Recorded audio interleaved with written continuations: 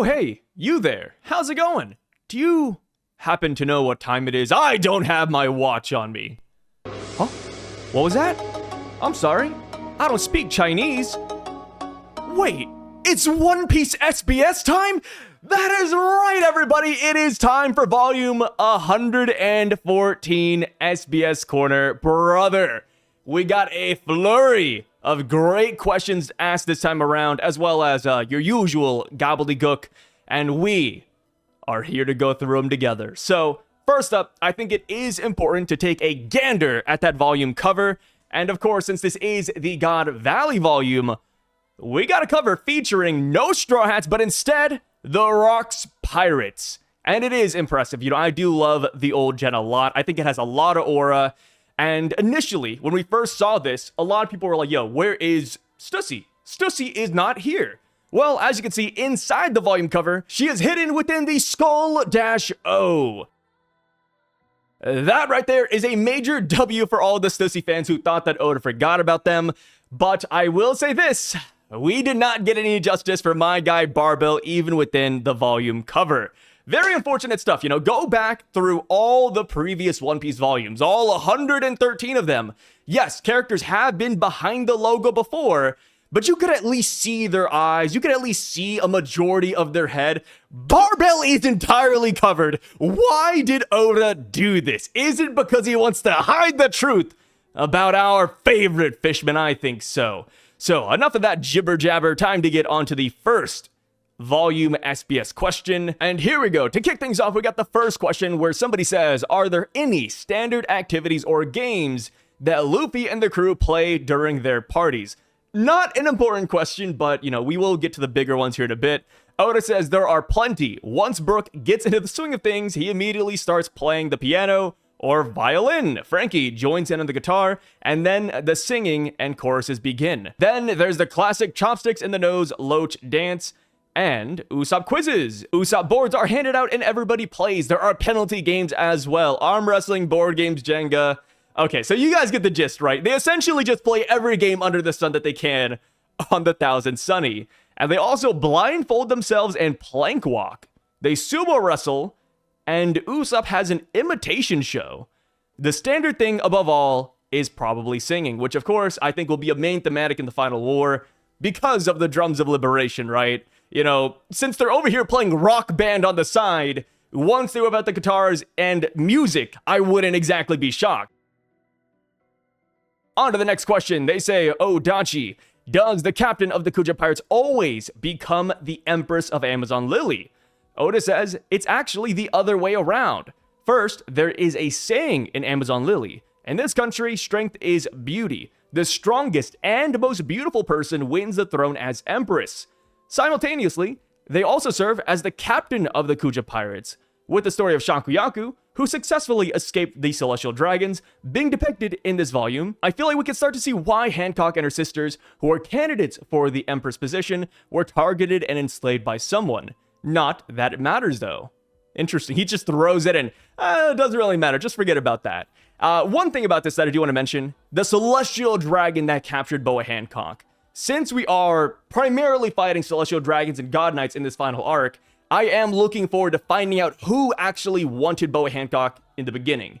And if Boa Hancock does come back, hopefully we get a nice matchup between her and her former captor. And hey, if they are a God Knight, that would be big because Boa Hancock does have Conqueror's Haki, so she is a great candidate to fight on our side. Another reader says young Glorioso was depicted wearing the same snake earrings as Hancock.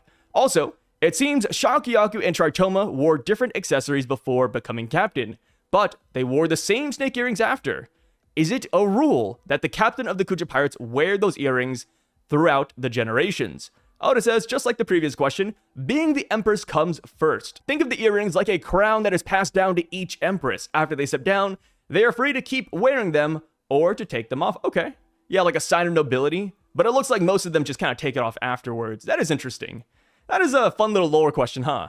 So, next one. I think a lot of people get a good kick out of this, but we finally got the name of Rox's sword revealed to us, and it is called Eclipse. That is a badass name. Alongside this, I really wish Oda went on to tell us what the grade was. Like, is this a supreme grade blade? Because personally, I wouldn't be shocked if it was. I mean, hell, he was clashing with Roger. Roger was his rival. Roger has a supreme grade blade, being Ace. So if Rox's sword Eclipse later gets revealed as one as well, I, again, would not be super shocked. So next one, this brought a tear to my eye. Oh, dude, I was smiling from cheek to cheek when I saw this image of Moria down here. A reader says, is the Kozuki Moria seen in chapter 1158's cover page actually Gecko Moria? I bet you've received a mountain of questions about this. Please tell us, Odachi. Oda says, that is right. I actually wanted to reveal this during the Wano country arc, but I couldn't find the right opening to fit it in. Post Wano, Oda. Post Wano, Oda! Come on, man! I would have loved the Gecko Moria reveal. He says, based on the information I've given to you all so far, Moria was described like this. He once fought Kaido. Then, after his entire crew was killed, he developed a personality that relies on others. Then, he possessed the corpse of the legendary samurai Ryuma and the famous sword Shusui. From those points, you might have already imagined that he had been to Wano before. But what I really want to share is the reason for why he fought Kaido. Oh, dude, let me tell you, the amount of people who were Moria naysayers, people saying that Moria was doing it for personal gain, listen up, open those ears, buddy. Oda says, when Moria was a young boy, he drifted ashore in Wano. The people of the Ringo region took him in warmly. Because they cherished him, they gave him the name Kozuki in honor of his strength. So it is confirmed right here, he is not related to Odin through blood. He is related to Odin in name, but not by blood. Even though he's not related by blood to Odin, it is still absurd that he got the Kozuki name, because this was during Odin's era. This was during Sukiyaki's reign. So they looked at him, they loved him, they knew he was strong, and they said, yo, you are a Kozuki. Absurd, man. That is so crazy. Oda says, Moria, who had already set out as a pirate, returned to fight Kaido in an attempt to save the people of Wano from his attack. Good guy Moria. He really cared about Wano. Which, again, I do want to bring this back to current events. But when Moria sees Luffy in the future, would he actually hold a grudge against Luffy for beating him back in Thriller Bark? Or will he be cool with Luffy because Luffy beat Kaido and saved his country? Maybe he'll kind of be like a tsundere where he still says he hates Luffy, but he helps Luffy at the same time. I don't know, dude. You know, Moria, I bet he is happy that Kaido has been done in. So Oda says, because he was defeated, though, after his loss, Moria felt so ashamed that he left Wano without saying a word. It's a sad story, brother. The people assumed he had died and built a grave for him. Since I cut this from the main story, this is just on a need-to-know bit of trivia. Man, this is a great plot point, dude. I love this, and I do hope that this pays off later. I know Oda says that it's just, need-to-know information for now, but if Moria comes back into the story with Cross Guild or with the Straw Hat, Grand Fleet or something, yeah, hopefully they bring this up. Hopefully somebody says, hey, Moria, have you heard about Kaido? Did you hear what Luffy did? Next one. This is a small one, but Oda does confirm the name of Shanks and Shamrock's mom. Her name was Magnolia. Oda doesn't give us any more information about her minus that, and I think that is purposeful. Because we haven't really tackled the Garling, Shanks, and Shamrock backstory yet fully, I think he's waiting for that reveal there. But for now, we do have the name confirmed. Named after a flower, which is kind of interesting, huh? Magnolia. I feel like there's a good handful of characters in One Piece who are named after flowers. And boom, we got another one right here. What could it mean? Next up, Oda confirmed the name of Rox's ship. Rox's ship is just simply called Rox's Fury. Damn good name in my opinion. Next, hello Oda-sensei, you've mentioned that the Dendenmushi don't mind being captured by humans because they get fed. Does that mean that the Dendenmushi kept by the Straw Hat crew get to eat delicious meals made by Sanji? I love to know the details of how the crew takes care of things like their Dendenmushi. Oda says, right, well first of all, on the Sunny, there is one long-distance Dendenmushi. Additionally, 5 members, Nami, Usopp, Sanji, Robin, and Frankie, all carry baby Dendenmushis, okay, which they sometimes lend to each other. Basically, as long as they have water, Dendenmushi can survive for about 3 months without food. However, since communicating via thought waves uses a lot of energy, it's best to give them some leftovers after use. They're let loose in places like Robin's flower bed or Nami's Tangerine Grove on the upper deck of the Sunny. They're perfectly happy if you occasionally give them their favorites, like cabbage or lettuce. Apparently, on days when they get sprinkled with water from a watering can, they get so excited that their signals can reach all the way to the other side of the world. Really? So you can make a phone call back to Chef Zeph, for example, if you just sprinkle some water on these little guys? Damn. Yo, we need to use these guys more often, brother. Why is Stussy's bat fruit this in Japanese? The bato with 2 T's, spelled with a small su instead of just bato.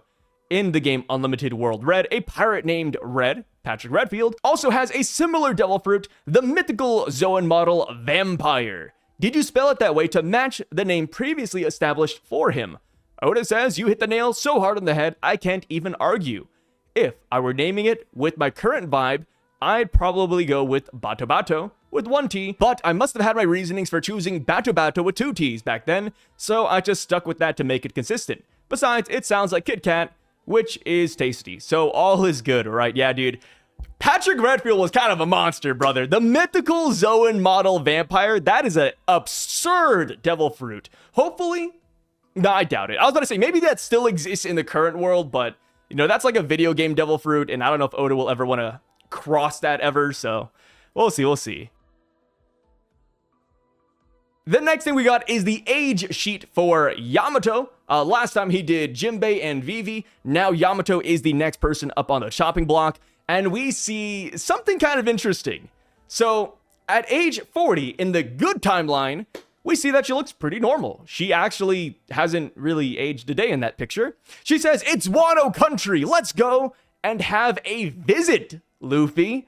So it kind of implies that in this good timeline, she joins the Straw Hat Pirates, or she's sailing with Luffy. So hey, as somebody who really loves the Yamato for Nakama agenda, I looked at that one and I smiled.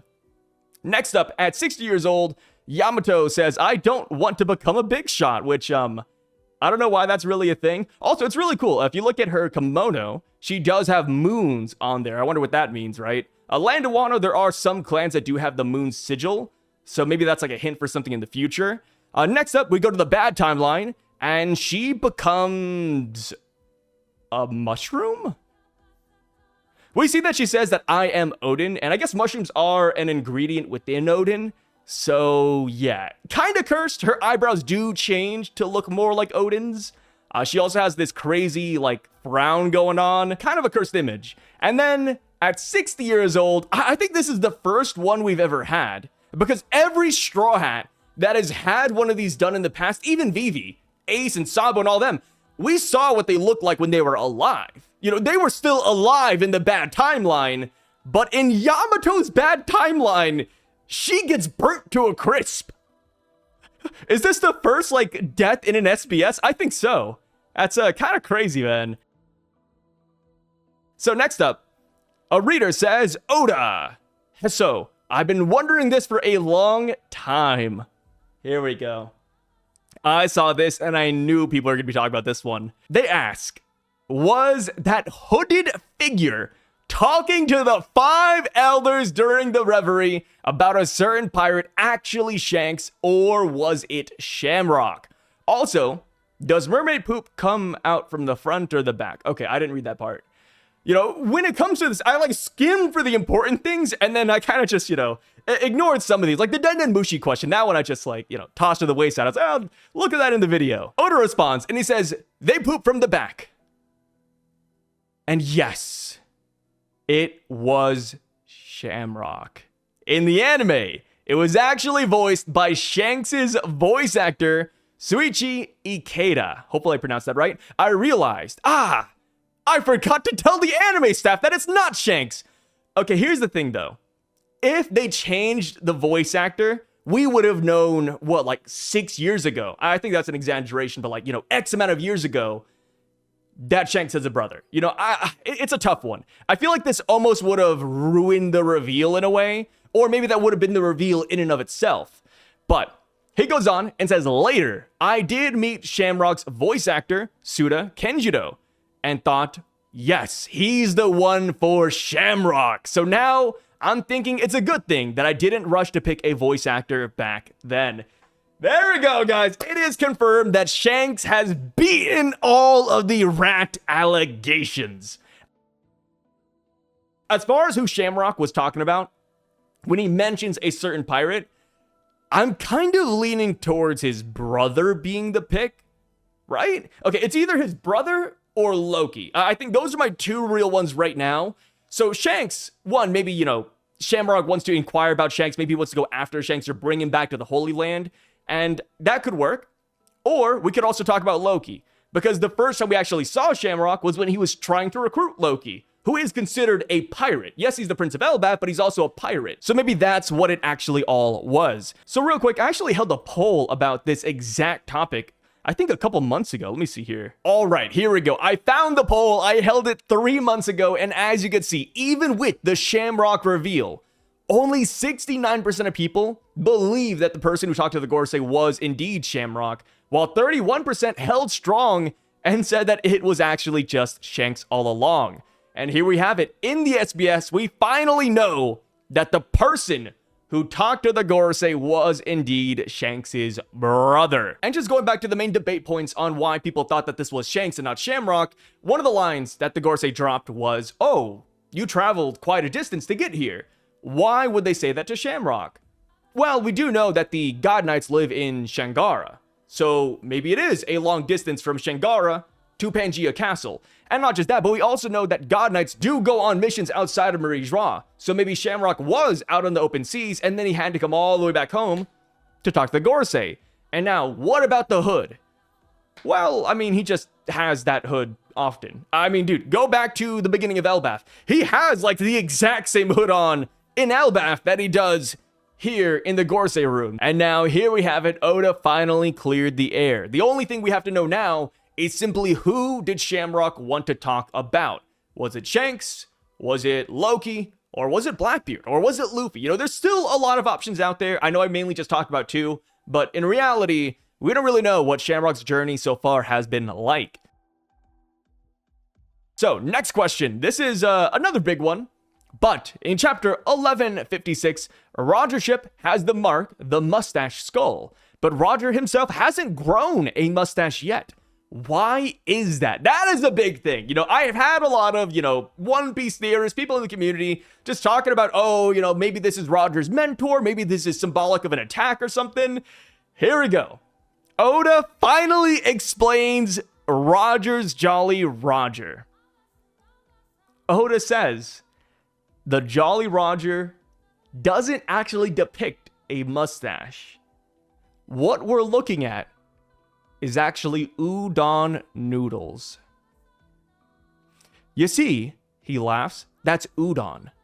Yeah, I got questions about this one. I got it a lot. You're right. I think 99% of readers don't actually care. But now, 100% of you won't be able to unsee it. What should I do for the overseas fans? Is long macaroni okay instead of udon? Yeah, this is just something we just kind of roll with. I mean, here's the thing, right?